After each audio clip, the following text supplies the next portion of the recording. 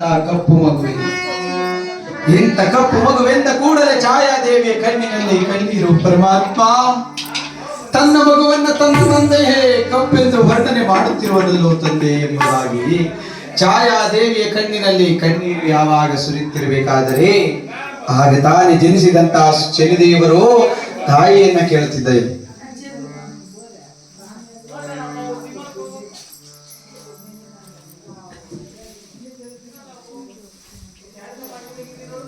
ಇಲ್ಲಿ ಗಂಟೆ ಚೆನ್ನಾಗಿತ್ತು ರಾಜ್ಯಭಾರ.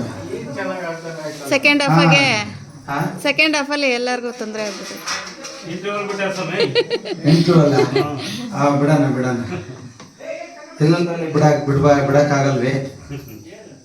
ಯಾವಾಗ ಶನಿದೇವರು ತಾಯಿಯನ್ನ ಕೇಳ್ತಿದ್ದಾರೆ ಅಂತ, ಅಮ್ಮ ಅಮ್ಮ ನನ್ನಮ್ಮ ನಿನ್ನ ಕಣ್ಣೀರಿಗೆ ಕಾರಣವೇನು ತಾಯಿ?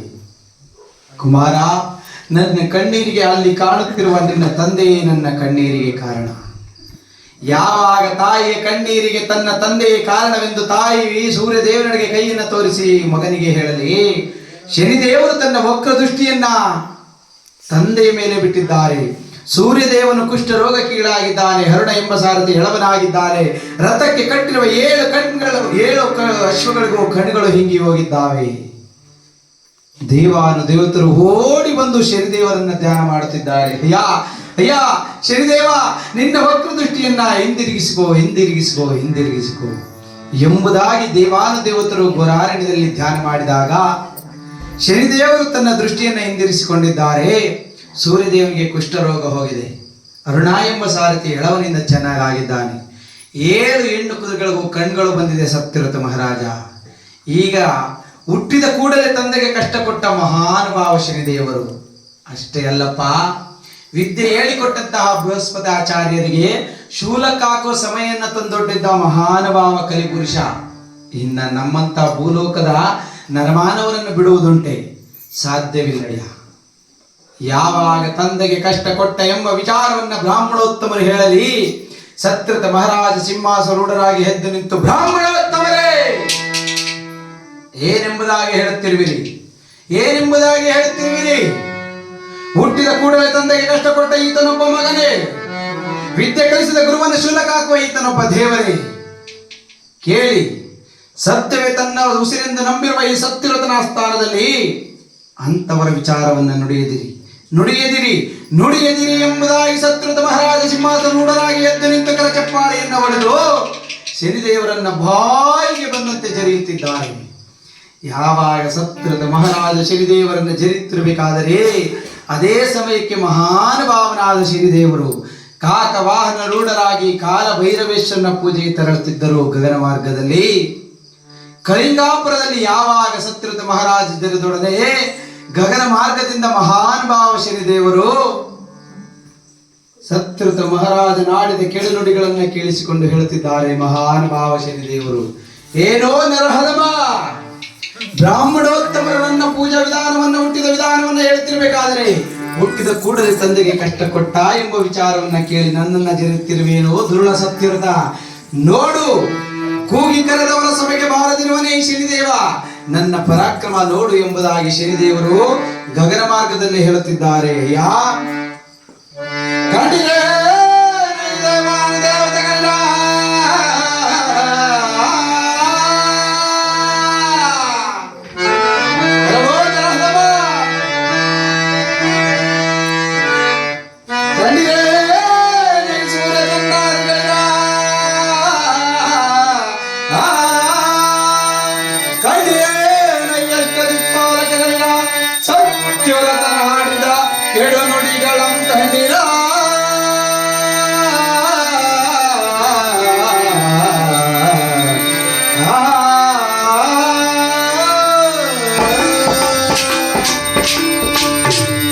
ಸೂರ್ಯಚಂಡಾದಿಗಳಿದ, ಅಷ್ಟದಿಕ್ಪಾಲಕಗಳಿದ, ಸಪ್ತ ಮರುಷವರ್ಯಗಳಿದ, ಸೂರ್ಯಚಂಡಾದಿಗಳಿದ, ಸತ್ಯವ್ರತ ಮಹಾರಾಜನಾಡಿದ ಕೆಳನುಡಿಗಳನ್ನು ಕಂಡಿರ ಎಂಬುದಾಗಿ ಹೇಳಿದೊಡನೆ ಶನಿದೇವರು ಕೆಂಗಣ್ಣಿನ ನೇತ್ರರಾಗಿ ಕಾಕವಾಹನರೂಢರಾಗಿ ಗಗನ ಮಾರ್ಗದಿಂದ ಭೂಲೋಕದೊಳಗೆ ಸರ್ರನ ಹಿಡಿದು ಸತ್ಯವ್ರತ ಮಹಾರಾಜನ ಒಡ್ಡೋಲಗದಲ್ಲಿ ಕೆಂಗಣ್ಣಿನ ನೇತ್ರರಾಗಿ ನಿಂತಿದ್ದಾರೆ. ಶ್ರೀದೇವರು ಭೂಮಿಯ ಸ್ಪರ್ಶವನ್ನು ಮಾಡಿದ ಕೂಡಲೇ ಸತ್ಕೃತ ಮಹಾರಾಜ ಸಿಂಹಾಸನ ಕುರಿತು ಶನಿದೇವರ ಪಾದಗಳಿಗೆ ಬಂದು ಬಿದ್ದಿದ್ದಾರೆ. ಯಾರು ಯಾರು ಯಾರು ಪರಮಾತ್ಮ? ನನ್ನ ಒಡ್ಡೋಲಗದಲ್ಲಿ ಈ ರೀತಿಯಾಗಿ ಕೋಪಾರೂಢರಾಗಿ ಬಂದು ನಿಲ್ಲಲು ತಾವು ಯಾರು? ತಾವು ಯಾರು? ತಾವು ಯಾರು? ಏನೋ ಮದಾಂಧ, ಈಗ ತಾನೇ ಹುಟ್ಟಿದ ಕೂಡಲೇ ತಂದೆ ಕಷ್ಟ ಆತನೊಬ್ಬ ಮಗನೇ ಎಂಬುದಾಗಿ ಜರುತ್ತಿರುವಲ್ಲ, ಆ ಶನಿದೇವನೇ ನಾನು, ಆ ಶನಿದೇವನೇ ನಾನು. ಕೇಳು ಮದಾಂಧ, ಶನಿ ಎಂಬ 2 ಅಕ್ಷರವನ್ನು ಕೇಳಿದ ಮಾತ್ರಕ್ಕೆ 33 ಕೋಟಿ ದೇವನ ದೇವತೆಗಳ ಎಂಬುದಾಗಿ ನಡೆಯುತ್ತಿರಬೇಕಾದರೆ ಇಂದು ಇತ್ತು ನಾಳಲ್ಲ ಯಾವಾಗುವ ನರಮಾನವ ನರಹುಳ್ಳ ನನ್ನ ಮಹಿಮೆಯನ್ನು ತಿಳಿದು ಈ ರೀತಿಯಾಗಿ ಜರುತ್ತಿರುವೇನೋ ದುರುಳ ಸತ್ಯರುತ. ಕೇಳು, ನೀನು ರಾಜನಾಗಿರುವೆ. ಯಾವ ರೀತಿಯಾಗಿ ಹೂವಿಲ್ಲದ ತನ್ನ ಸೌದೆ ತನ್ನ ಒಲೆಯಲ್ಲಿ ಉರಿಸಲಾಗದ ವೃಕ್ಷಗಳಿಗೆಲ್ಲ ರಾಜನಾಗಿರುವ ಹರಳೆ ವೃಕ್ಷ ಯಾವ ರೀತಿಯಾಗಿ ಲೋಕಪೂಜ್ಯೆಯಾಗಿರುವುದೋ ಅದರಂತೆ ನೀನು ರಾಜನಾಗಿರುವೆ. ಪೂರ್ವ ಜನ್ಮದ ಪುಣ್ಯದ ಫಲದಿಂದ ನೀನು ರಾಜನಾಗಿರುವೆ. ಅಧಿಕಾರದ ಮದ, ಯೌವನದ ಮದ ನಿನ್ನನ್ನ ಮದಾಂಧನಾಗಿ ಮಾಡಿದ್ದಾವೆ. ಕೇಳು ಮದಾಂಧ, ಕೇಳು ದುರುಳ ಸತ್ಯರುತ, ನೀನು ಮಲಗಿರುವ ಸರ್ಪವನ್ನು ತುಳಿದಿರುವೆ.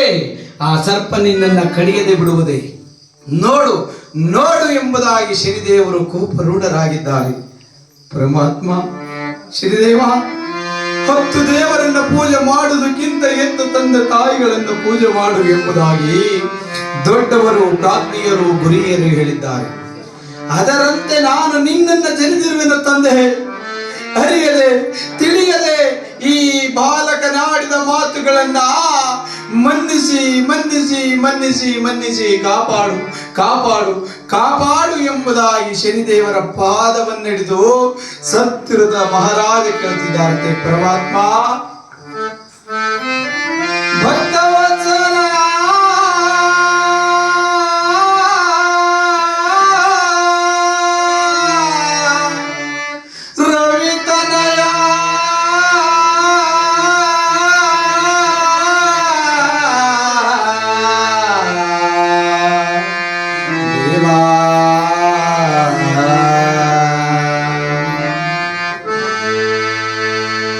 ಅರಸುನಾನೆಂಬ ಅಭಿಮಾನ ದರ್ಪದಲ್ಲಿ,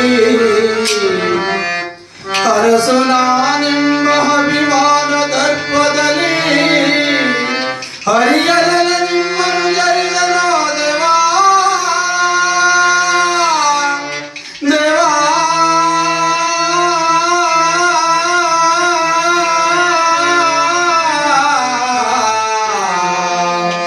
ದೇವಾ